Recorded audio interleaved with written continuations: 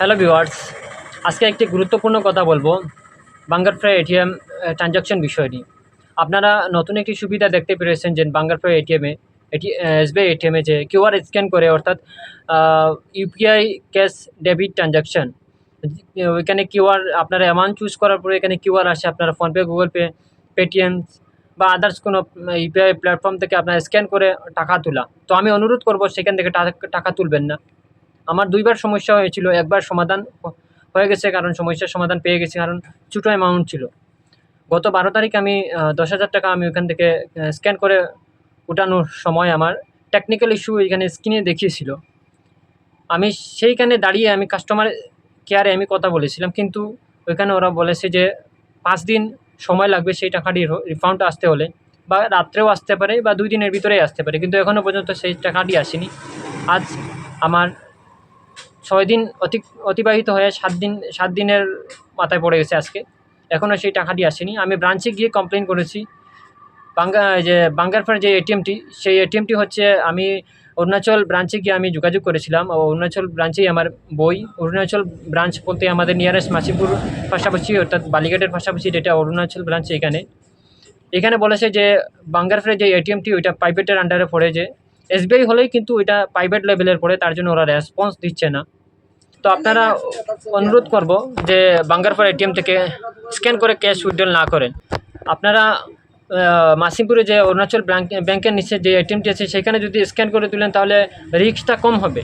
কিন্তু বাঙ্গারফার যে এটিএমটি আছে এসবিআই এটিএম, সেখান থেকে যদি তুলেন টাকা স্ক্যান করে তাহলে অনেক রিস্ক। আমি কাস্টমার কেয়ারে আমি অনেকবার কথা বলছি, ওরা বলছে ওদের কাছ থেকে কমপ্লেন দেওয়া হবে না, ওদের কাছ থেকে কোনো কমপ্লেন করার প্রসেসটা নাই। আর আমি ব্রাঞ্চে যখন যাই, ব্রাঞ্চে এই সুবিধা পাই না, কীভাবে আমি টাকা পাবো কি। আমি কমপ্লেন লিখে দিয়েছি, দুই পেপারে আমি কমপ্লেন লিখে দিয়েছি, এবং সাপোর্টিং ডকুমেন্ট এবং আমার স্ক্রিনশট যে ফোনপে ফেল হয়েছে বা ওরকম সব স্ক্রিনশট ওনাদের কাছে আমি জেরক্স দিয়েছি। যদি এটিএম থাকে তাহলে এটিএম দিয়ে টাকা তুলবেন, স্ক্যান করে টাকা তুলবেন না। আমি একজন সিএসসি বিএলই, আর সিএসপি আমি চালাই এয়ারটেল পেমেন্ট ব্যাংকের। আপনারা আমার পিছে ব্যানার দেখতে পাচ্ছেন।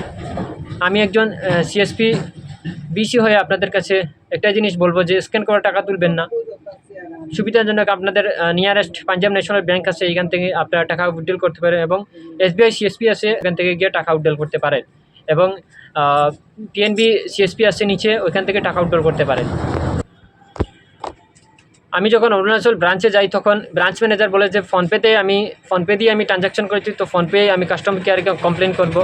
তো আমি ফোনপেই কমপ্লেন করি। ফোনপে কমপ্লেন ট্র্যাকিং নাম্বার ওদের কাছে দেই, কারণ এটা তো দোষ তো ফোনপে না, কারণ ফোনপে ফেল করে দিয়েছে আর অ্যাকাউন্ট থেকে এই ব্যাংক ওই অ্যামাউন্টটি কেটে নিয়েছে। তো এটা ব্যাংকের টেকনিক্যাল ইস্যু এখানে দেখিয়েছে, ফোনপের তো টেকনিক্যাল ইস্যু দেখায়নি, ওরা মানতেই চায় না।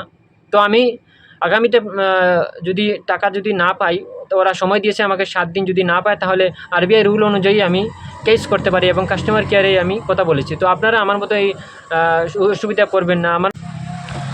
আমার মতোই আমার একজন ফ্রেন্ড ওরকমই ইউপিআই ট্রানজাকশন উনি 7,000 করেছিলেন, কিন্তু আজ দিন পর্যন্ত উনি সেই টাকাটি ফেরত পাননি।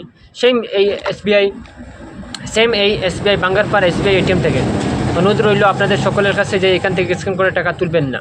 যেহেতু আমার কথায় যদি কারোর খারাপ যদি লাগে, কারণ স্ক্যান করে হয়তো সুবিধা এসেছে, সেই সুবিধা লাভ করতে না পারছি না, তুমি বাধা দিচ্ছ কেন? কারণ আপনারা এই অসুবিধায় পড়তে পারেন যে স্ক্যান করে টাকা তোলা। তো অনুরোধ থাকবে আপনারা বড় অ্যামাউন্ট সেইখানে তুলবেন না স্ক্যান করে।